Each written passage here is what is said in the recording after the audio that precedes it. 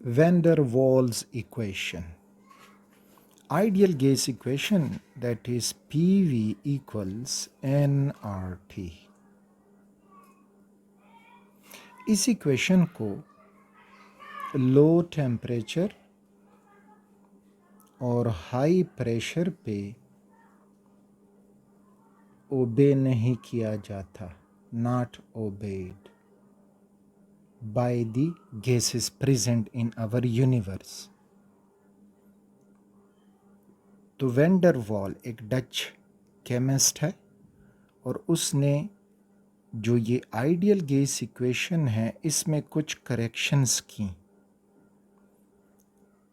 और एक नया इक्वेशन बनाया which is applicable to all gases at all temperature and pressure, यानी हर एक गैस उस इक्वेशन को ओबे करेगा।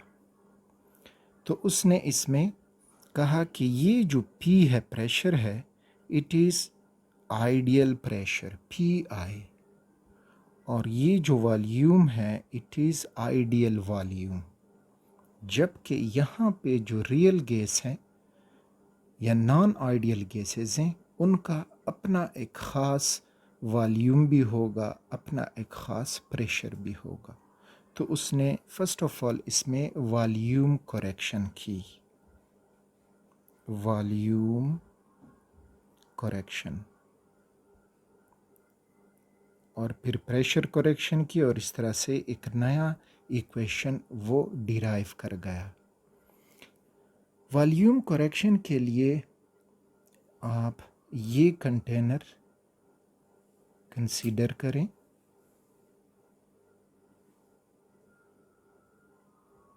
इस कंटेनर में ये गैस के मॉलिक्यूल्स हैं।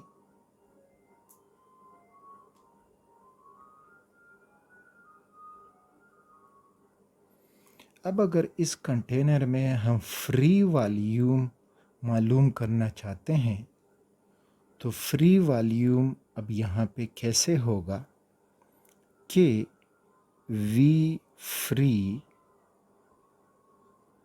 is equal to volume of the vessel, यानी इस कंटेनर का जो जितना वॉल्यूम है, माइनस बी बिगनेस कांस्टेंट, इसको कह सकते हो बिगनेस कांस्टेंट, और ये है volume occupied by gas molecule, यानी जितने भी गैस के मॉलिक्यूल्स हैं इन्होंने कुछ वॉल्यूम ऑक्यूपाई किया है। तो अगर हम वेसल के वॉल्यूम से इन सब का वॉल्यूम माइनस करेंगे तो वो वेसल में फ्री वॉल्यूम हमें दे जाएगा कि अब इस वेसल में फ्री वॉल्यूम कितना है। तो ये जितना भी है यहाँ से यहाँ तक, this is volume of vessel, container का वॉल्यूम। ये एक मॉलिक्यूल इस तरह, दिस इज़, यह है volume of a molecule represented by B, और यहाँ पे ये जो खाली जगह है ये हो जाएगा वॉल्यूम फ्री। अच्छा, अब आगे वैन डर वाल कहता है कि जो आइडियल गैस है, इन आइडियल गैस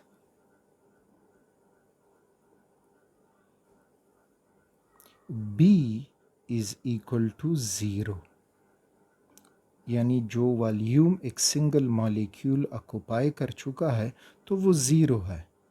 तो अगर इस कंटेनर में आइडियल गैस होता, दिस इज़ द कंटेनर, और इसमें अब सपोज करें एक आइडियल गैस है, तो इस कंटेनर में अब free volume V free is equal to V vessel,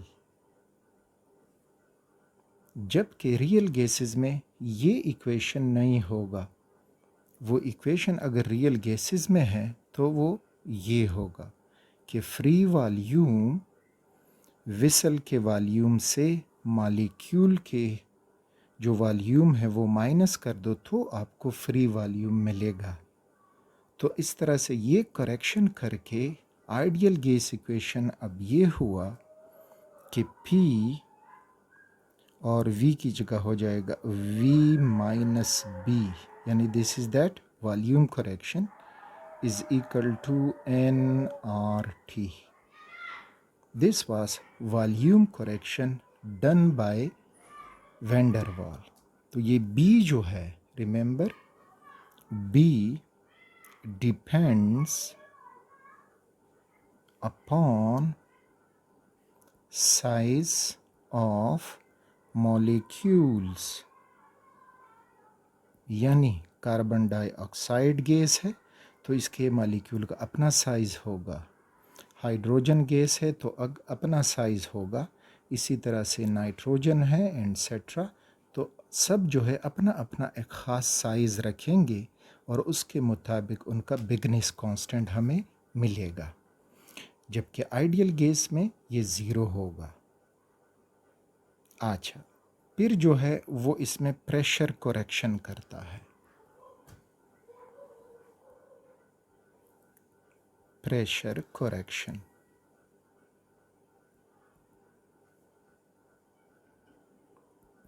यानी इधर का ये जो P है आइडियल P, तो वो इसकी अब करेक्शन करेगा।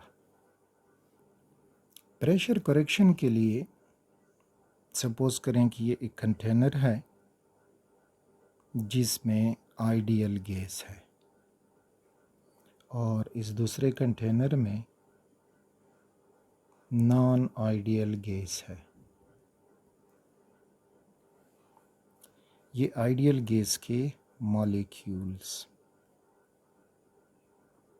ये हुए नॉन आइडियल गैस के मॉलिक्यूल्स।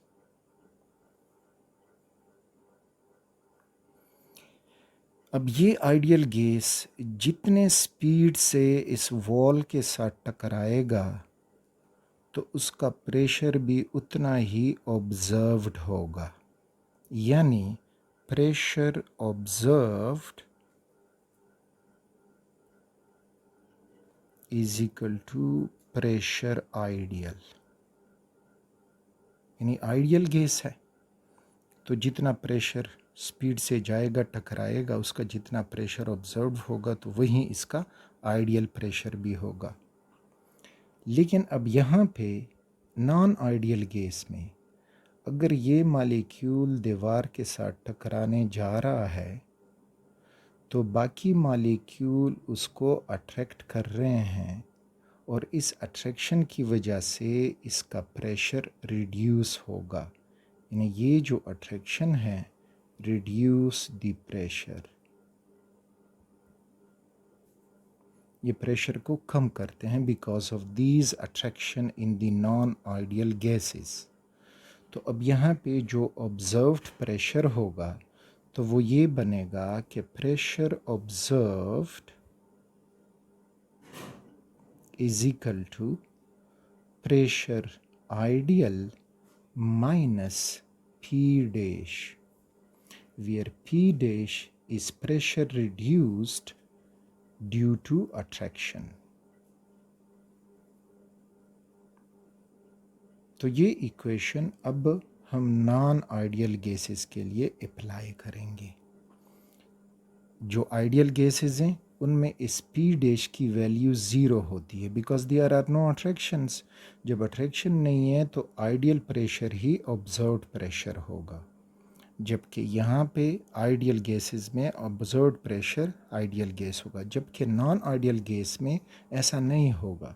अट्रैक्शन की वजह से कुछ प्रेशर रिड्यूस होगा, तो इस वजह से आइडियल प्रेशर से जब हम वो रिड्यूस प्रेशर माइनस करेंगे तो हमें ऑब्जर्व्ड प्रेशर मिलेगा।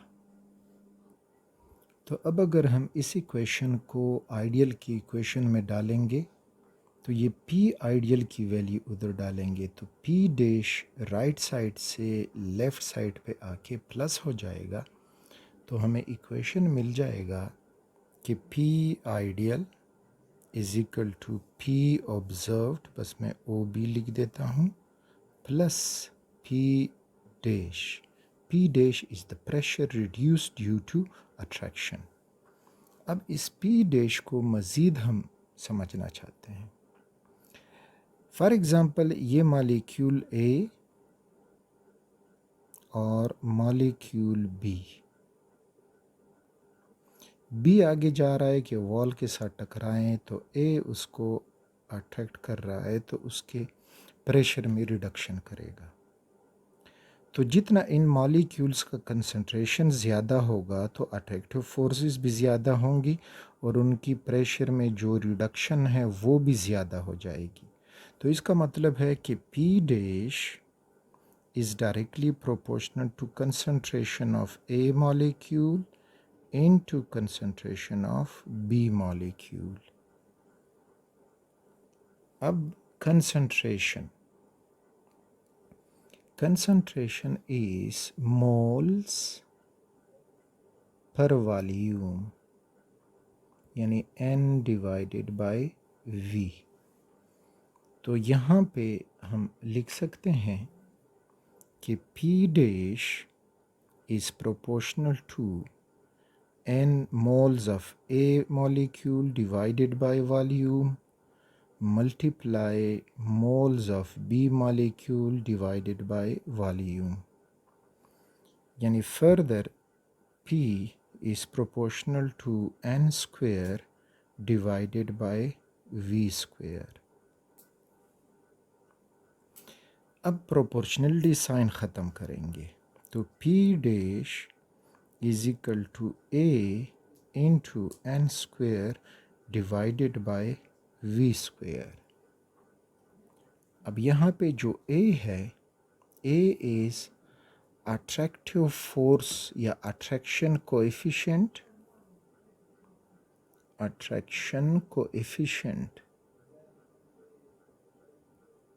या अट्रैक्टिव फोर्स कांस्टेंट,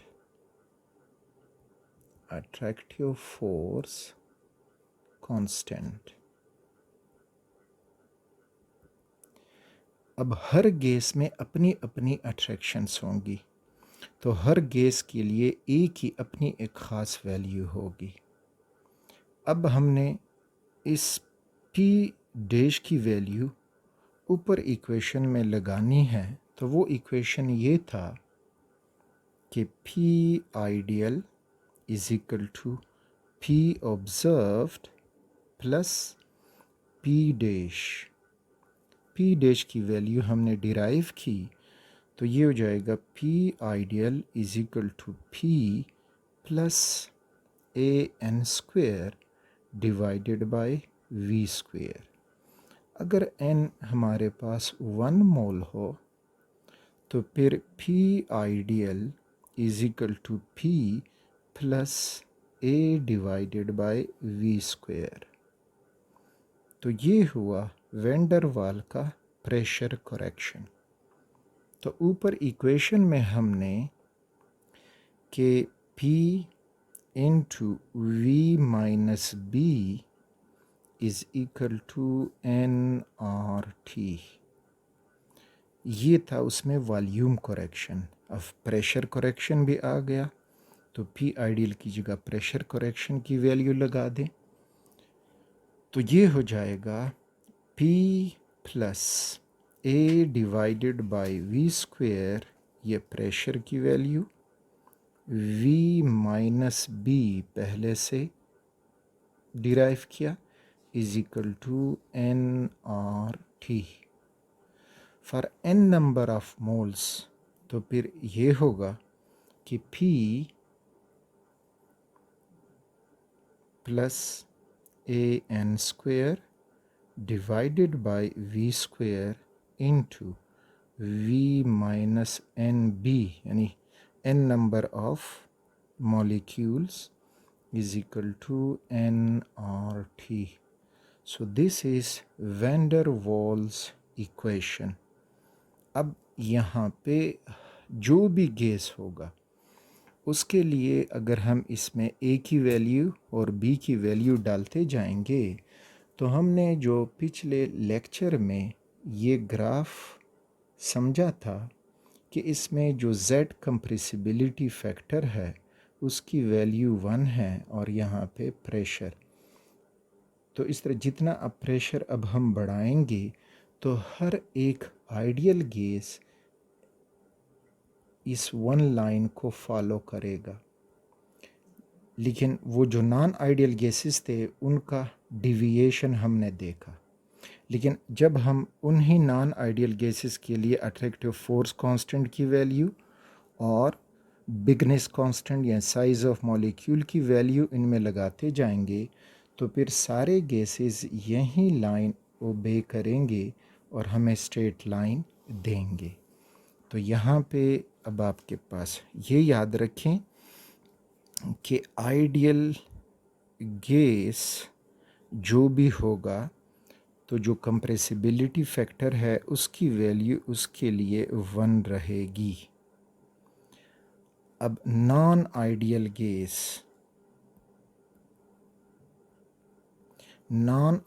गैस के लिए अगर हम PV = nRT इस्तेमाल करेंगे तो Z की वैल्यू जो है उसके लिए मे बी ग्रेटर देन 1 या may be less than 1।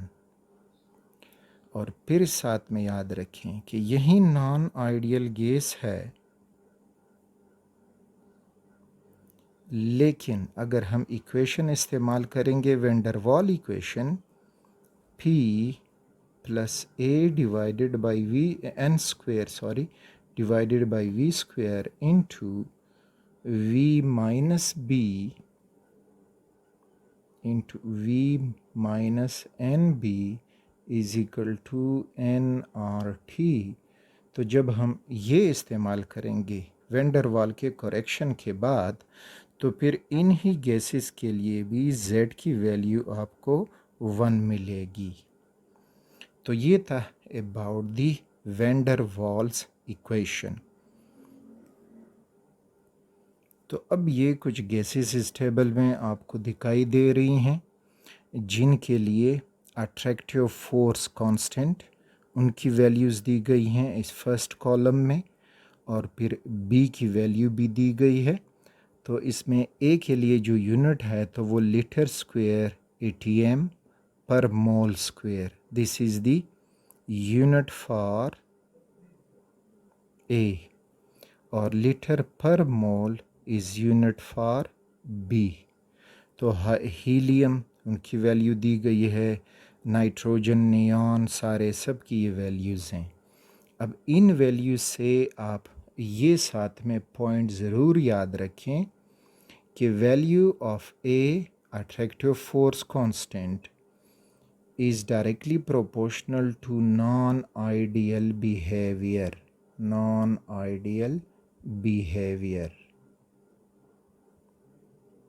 And similarly, value of B is directly proportional to non-ideal behavior. यानी अब इन्हीं गैसेस का अगर हम मुआजना करेंगे तो जब हम ए की वैल्यू देखते हैं तो वो नीचे आके इंक्रीज़ हो रही है, इसी तरह बी की वैल्यू देखें तो वो नीचे आके इंक्रीज़ हो रही है और कुछ फ़र्क भी उसमें हमें मिल रहा है। जिस तरह NH3 में 3707 है लेकिन ऊपर यहाँ तक जो है वो इंक्रीज़ हो रही है। चलो यहाँ से जो आइडिया हमें मिलेगा कि अगर हमसे कहा जाए कि which of the following gas will act as ideal, more ideal at room temperature, तो जितनी ये दो वैल्यू कम होंगी ए की वैल्यू और बी की वैल्यू तो वो गैस नॉन आइडियल होगा। तो अगर हम